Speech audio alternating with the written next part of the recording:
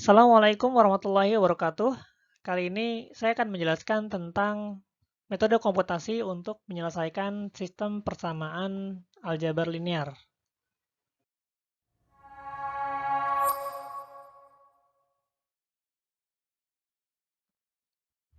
Dalam bidang geofisika, kita akan sering menemui masalah yang berkaitan dengan sistem persamaan linear, terutama dalam pemodelan, baik itu inversi maupun forward.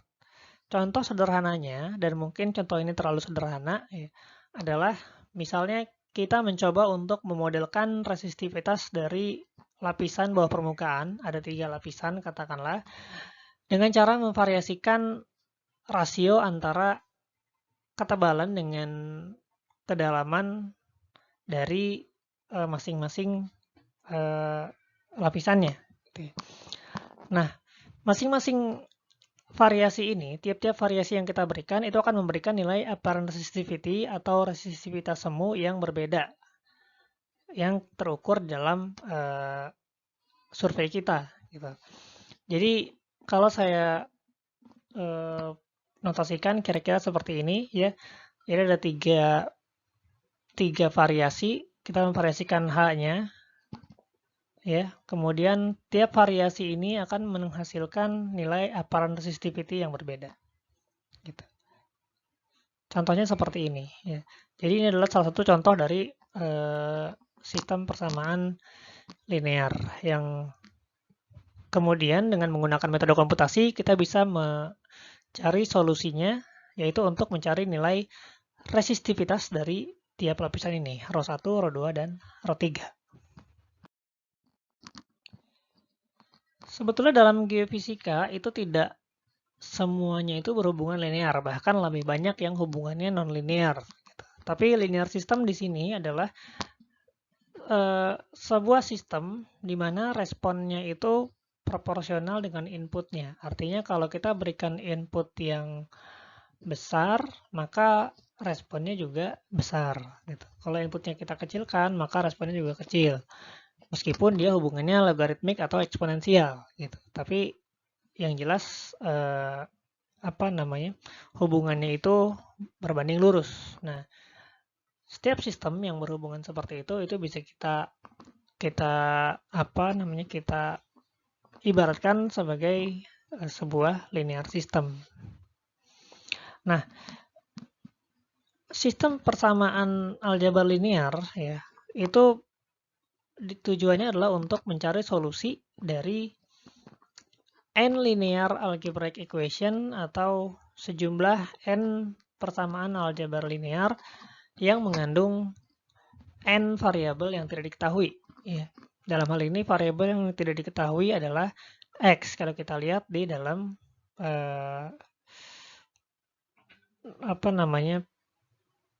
notasi yang ada di sebelah kanan.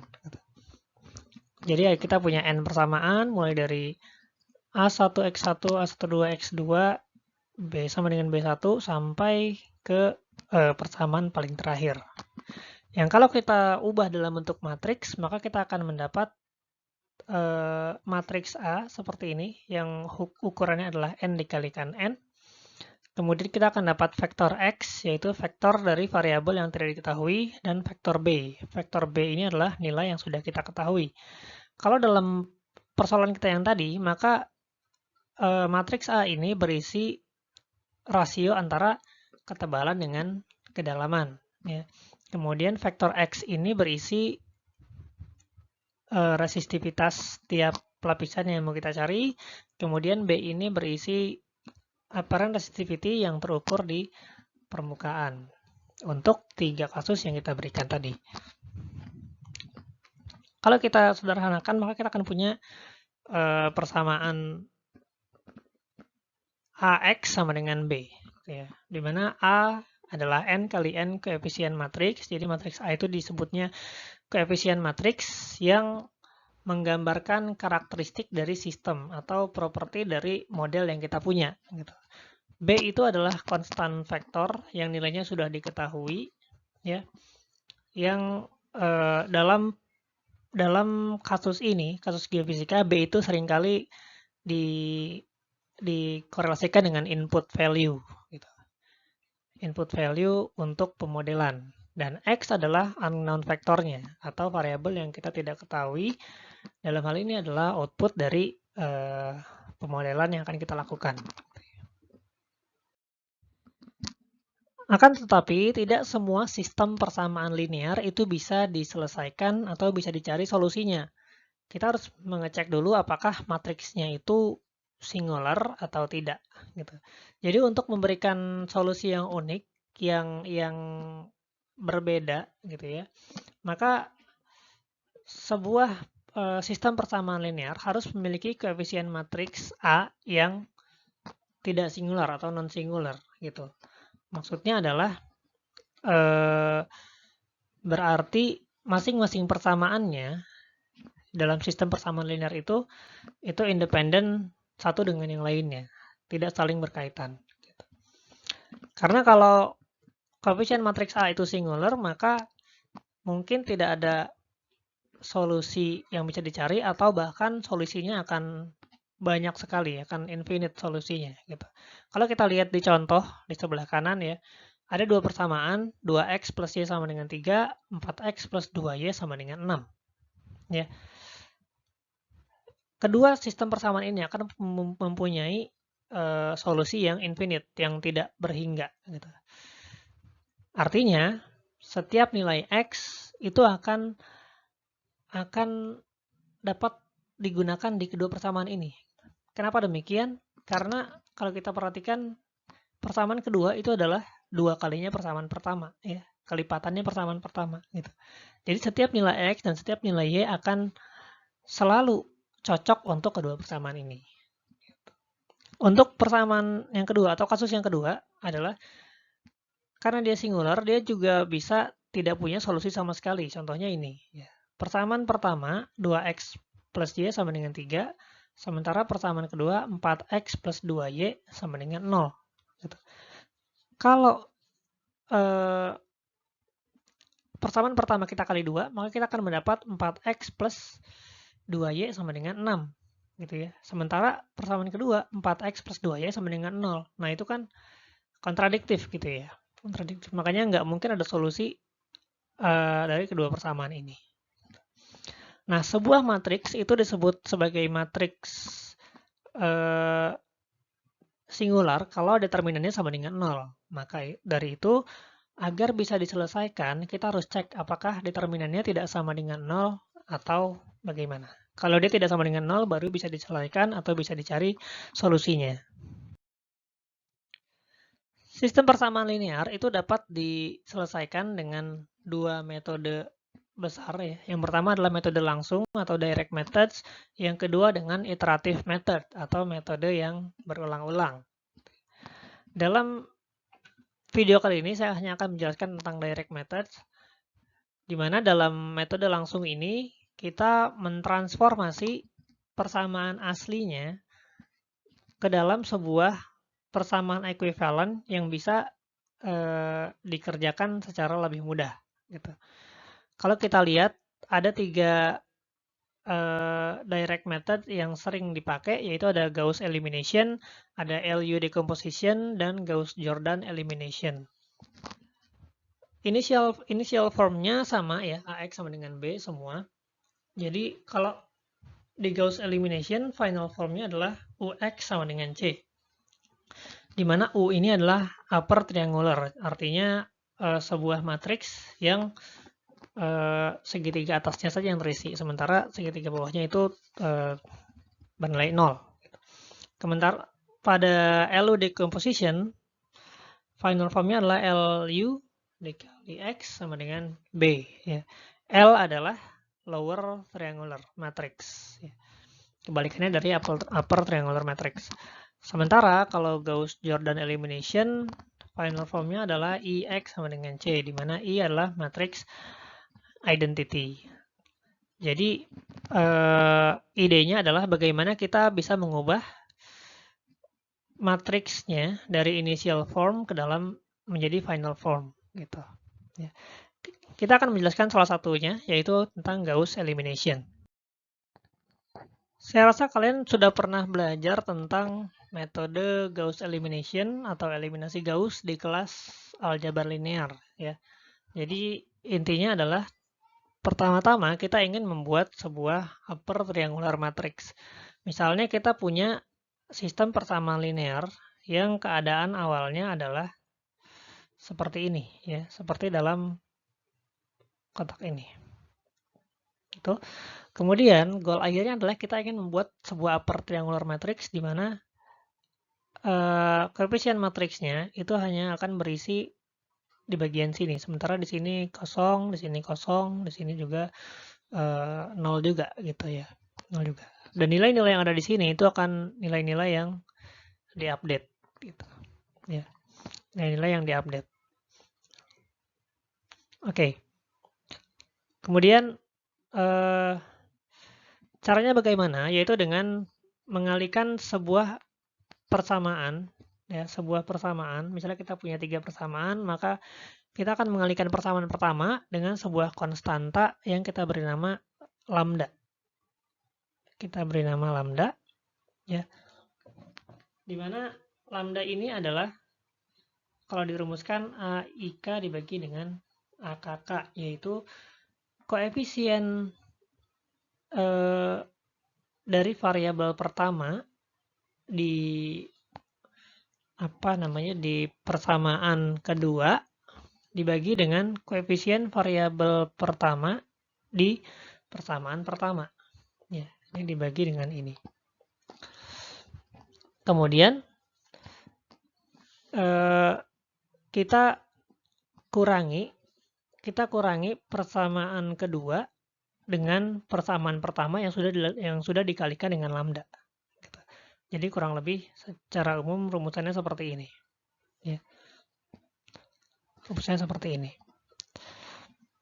Gitu. Nah, kalau kita masukkan nilai ini ya untuk kasus variabel pertama, maka AIK ya untuk kasus pertama ini, maka AIK-nya akan dapat nilai update yaitu berupa AIK dikurang lambda dikali AKK gitu ya. AKK. Padahal lambdanya ini adalah AIK dibagi AKK. Saya bisa ganti lambdanya jadi AIK dibagi AKK. Maka ini akan dicoret. AIK dikurang AIK adalah 0. Makanya ntar nilai dia itu akan 0. Gitu. Ya. Dan begitu seterusnya. Jadi prosesnya itu dimulai dari mengambil persamaan pertama sebagai persamaan pivot, yaitu persamaan yang tidak diubah, ya, persamaan yang tidak diubah. Sementara persamaan lainnya akan diubah. Gitu. Kemudian calculate the multipliers to eliminate the first unknown from the rest of the equation. Jadi seperti tadi saya contohkan, kita eliminate the first unknown from the rest of the equation. Karena koefisiennya 0, maka X1-nya juga 0 gitu kan. XIK-nya juga 0. Atau A dikali XIK nilainya adalah sama dengan 0. Kita eliminate the first unknown. Setelah first unknown has been eliminated, pick the subsequent equation as the pivot and eliminate the next unknown. Jadi setelah ini sudah nilainya 0, maka kita ambil persamaan kedua ini sebagai pivot equation-nya, alias persamaan yang nggak kita ubah lagi, karena ini udah diupdate, ini juga udah diupdate gitu dengan persamaan ini. Oh iya, di bagian hasilnya juga diupdate juga dengan rumus yang sama ya. BI dikurang lambda dikalikan BK. Di mana BI ini adalah hasil di row kedua, BK adalah hasil di row pertama yang sudah, dan dikalikan dengan lambdanya. Maka nilai-nilai ini akan sudah diupdate. Setelah dia diupdate dan nilai depannya sudah 0, maka persamaan ini menjadi pivot equation. Dan persamaan yang berikutnya yang harus ditransform adalah persamaan yang di bawahnya. Ya. Begitu seterusnya. Sampai akhirnya dia menjadi sebuah upper triangular matrix. Nah, yang perlu kita perhatikan untuk mengimplementasikannya dalam komputasi adalah indeksnya. Ya, indeksnya. pivot row itu dimulai dari row pertama, yaitu indeksnya 0, sampai row sebelum terakhir, ya, sampai row sebelum terakhir. Karena row terakhir nggak akan mungkin jadi pivot row, gitu, sampai row sebelum terakhir. Jadi indeks K itu dari 0 sampai n-1, gitu ya. Kemudian transform row, ya. Baris yang akan kita transformasi itu mulai dari baris kedua, atau gampangnya adalah mulai dari baris K plus 1. Jadi kalau K-nya di baris kedua, maka I-nya ada di baris ketiga, gitu. Ya kan? Makanya K plus 1. Kalau K-nya di baris pertama, maka I-nya di baris kedua, gitu. K plus 1 sampai baris terakhir, baris ke N. Nah, kemudian kolomnya kita kasih inisial J atau variabel J. Kolomnya itu dimulai dari kolom pertama, gitu ya. Kolom ke K sampai kolom ke N. Jadi from K to N. Yang ini harus diperhatikan baik-baik.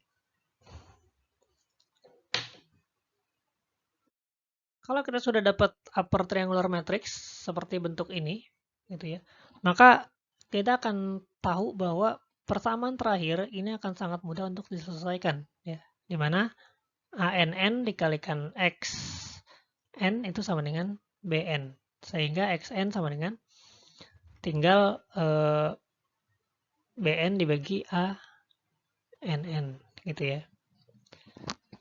Itu dari sini kita punya XN, maka kita bisa menyelesaikan persamaan yang di belakangnya. Gitu ya. Kita punya XN, di sini kita ketahui, misalnya di sini ada AN-1 gitu ya.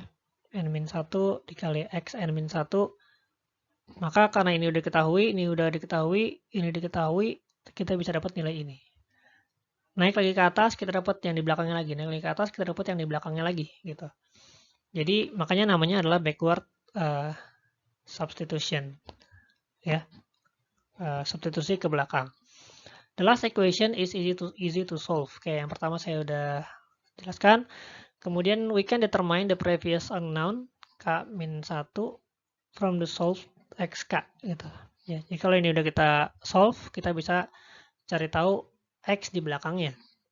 Kemudian continue backward, atau dalam kasus ini kita continue ke atas, upward, gitu ya, sampai X di persamaan pertama ini juga solve, gitu. Nah, kalau kita rumuskan dia secara umum, maka kita akan dapat persamaan seperti ini. Ya, ini rumus umumnya.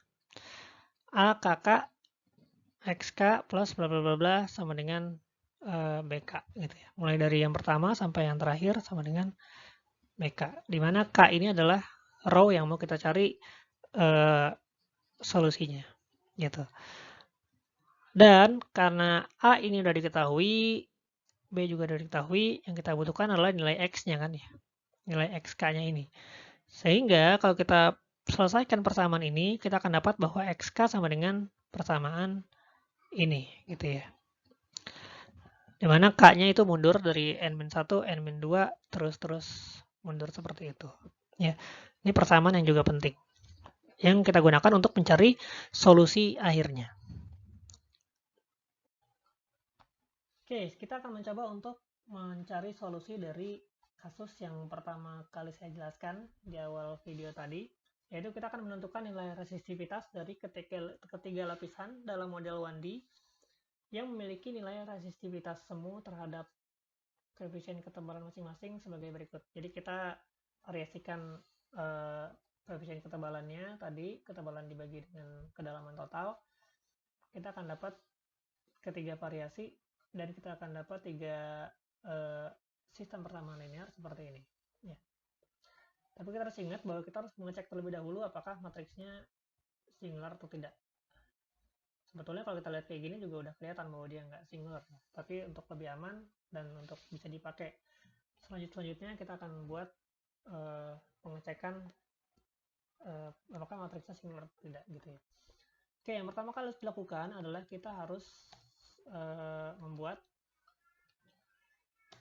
matriks koefisien. Ya. Membuat matriks koefisien, kita akan import dulu NumPy.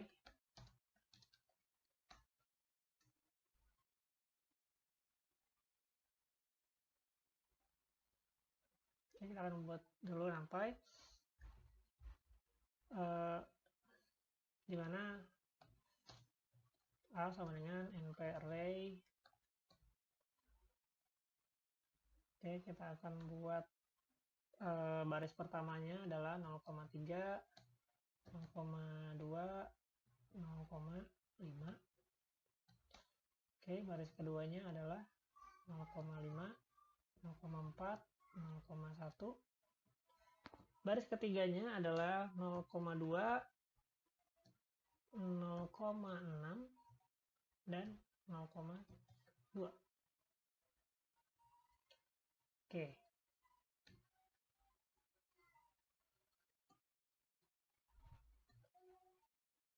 Oke, itu tadi matriks koefisiennya.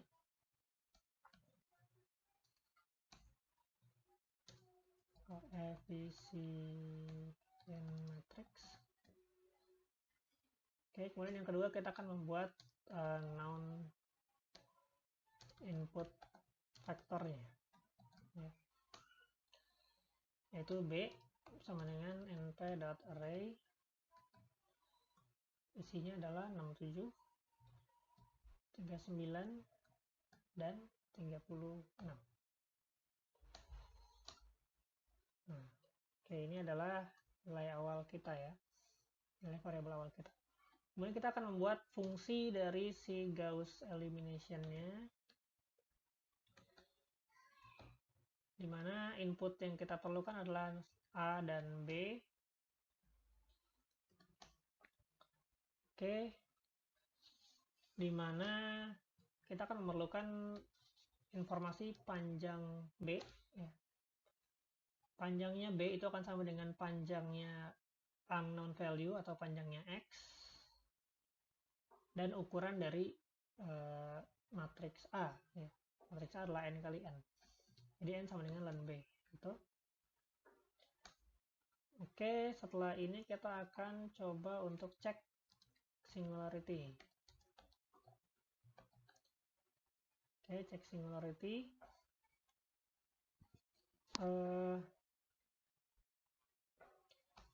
Kira-kira if kita cek determinannya, ya, np.linear algebra, determinan dari nilai A itu sama dengan 0, maka kita beritahu usernya bahwa matriksnya singular, gitu, ya. Kemudian fungsinya nggak bisa dijalankan. Oke, kalau matriksnya nggak singular,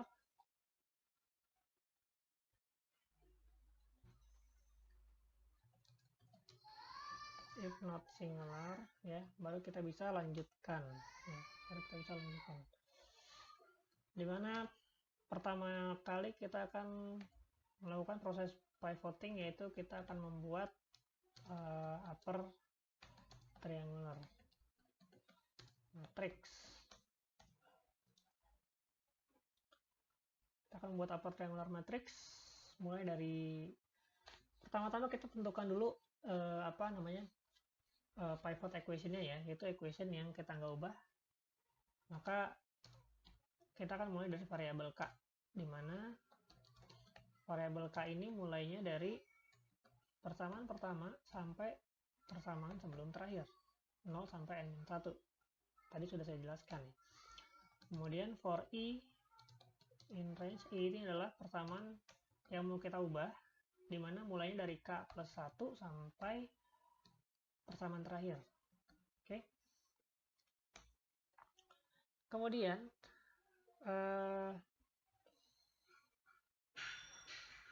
di sini kita udah bisa mulai ngitung lambdanya. di mana lambda itu sama dengan A I, K ya, dibagi A K, K. Oke, kita juga bisa hitung nilai B-nya, di mana B yang diupdate itu adalah B lamanya dikurangi lambda dikali B di persamaan pivotnya. Oke, kemudian kita bisa hitung juga nilai matriks A yang sudah update, tapi kita akan butuh untuk melooping di bagian kolomnya. Jadi kita akan looping di bagian kolom,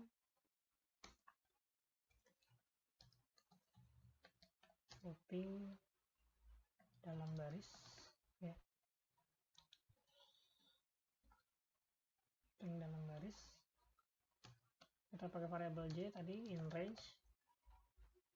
Ini mulainya dari kolom pertama sampai kolom terakhir, ya, dimana nilainya adalah AI, J sama dengan AI, J maksudnya adalah apa namanya, koefisien matriks di baris I dan kolom J, dimana nilai lamanya itu akan dikurangi dengan lambda dikali nilai yang ada di persamaan pivotnya. Oke, kira-kira begitu ya. Saya mau lihat dulu hasilnya, apakah kita sudah bisa mendapatkan upper triangular matrix atau belum ya. Saya akan return A dan nilai B-nya. Ini proses yang pertama ya, belum sampai back substitution. Kita coba dulu, ini kita run, kemudian print misalnya Gauss cell A, B. Oke, ini udah upper triangular ya, dimana ini yang 0, ini juga 0, di sini juga 0. Ini udah upper triangular. Kemudian B-nya udah dimodif juga jadi seperti ini. Ya. Bagian A-nya juga udah dimodif di sini dan di sini. Oke. Sekarang kita bisa lanjut ke proses berikutnya, yaitu adalah proses back substitution. Back substitution.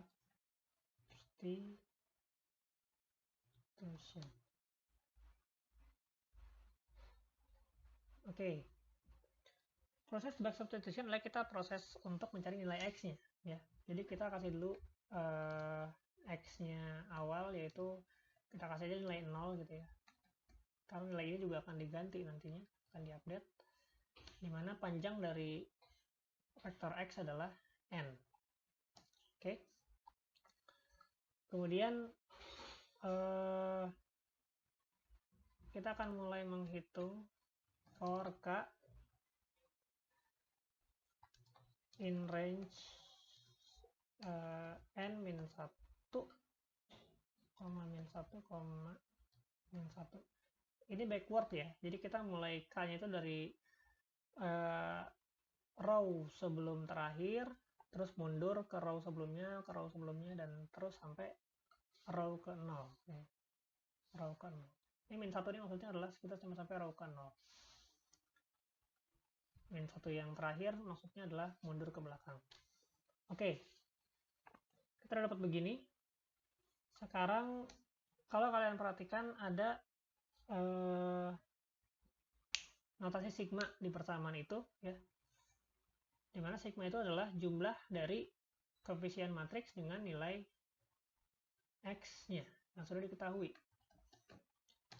Jadi saya akan tulis sini sigma sama dengan 0 untuk nilai awalnya ya,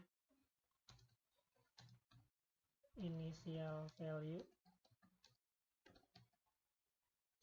summation.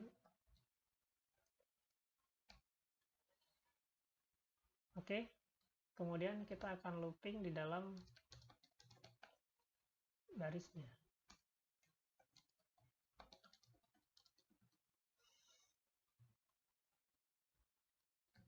dalam baris mulai dari K plus 1 sampai baris terakhir, kolom terakhir, dimana sigmanya ini adalah sama dengan sigma awal ditambah koefisien matriks A KJ dikalikan dengan X pada kolom J. Gitu ya. Kemudian setelah kita dapat sigmanya, maka kita akan dapat nilai XK sesuai persamaan yang terakhir yang ada sudah saya jelaskan tadi, BK dikurang sigma gitu ya, dibagi dengan AK, K. Oke, saya kira sudah, maka kita akan mereturn atau keluarannya adalah nilai X-nya. Oke, kira-kira seperti itu. Saya akan coba jalankan dari awal lagi. Ini putaran. Ini putaran. Dan yang terakhir. Oke, ini adalah nilai X-nya ya. Jadi, resistivitas pertama adalah 50,5 sekian. Resistivitas lapisan kedua 11,2. Lapisan ketiga adalah 99,2. Gitu. Jadi kalau kita mau bikin ini lebih rapih, misalnya gini, misalnya res gitu ya, sama dengan Gaussian B, kemudian kita print res 1 itu sama dengan res 0. Kan di Gaussian tuh ada tiga angka ya, ada 3 elemen. Jadi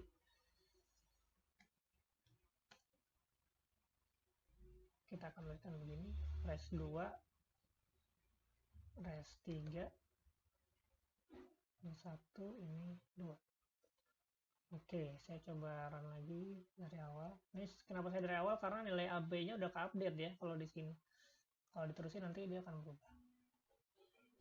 Oke, kira-kira seperti itu. Ini udah kita dapat nilai resistitivitasnya. Oke, kalau ada pertanyaan silakan ditanyakan di forum Mas atau boleh japri saya.